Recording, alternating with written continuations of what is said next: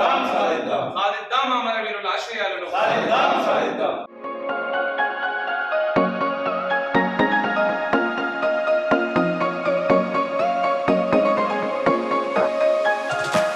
భాగస్వామ్యం లేకుండా విప్లవంలో సాధ్యం కాదని ప్రజా సంఘాల్లో ప్రజలందరినీ మమేకం చేయకుండా సార్వత్రికంగా ప్రజల్ని కదిలించకుండా ఎవరో కొంతమంది సాయుధులై హీరోల్లాగా చేస్తామంటే విప్లవం సాధ్యం కాదని ఆచరణలో అటు చైనా విప్లవం కానీ, రష్యా విప్లవం కానీ, ఫిలిప్పీన్స్ లో జరిగిన ఉద్యమం కానీ, లేదంటే క్యూబా విప్లవం లాంటి విప్లవాలు, చిరి విప్లవం లాంటి విప్లవాలు మనకు అనేక గుణపాఠాలు ఉన్నప్పటికీ కూడా విప్లవకారుల మధ్య ద్వేషాన్ని పెంచుకున్నటువంటి కొంతమంది గుండాలు, కొంతమంది టెర్రరిస్ట్ మోకలు కాబట్టి ఎల్లనని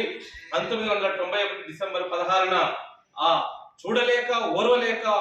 మట్టుపెట్టినటువంటి కాల్చి చంపినటువంటి స్థితిని ఇది ప్రజలందరూ, ప్రజాస్వామికవాదులు, విప్లవ మేధావులు, విప్లవం కోరుకునే సానుభూతి పరులందరూ కూడా ఖండిస్తున్నటువంటి విషయాన్ని మరోసారి స్పష్టం చేస్తూ ఇప్పుడు ఆ కామ్రేడ్ ఎల్లన్న ఎప్పుడైతే 1990కి ముందే చెప్పినటువంటి విషయాన్ని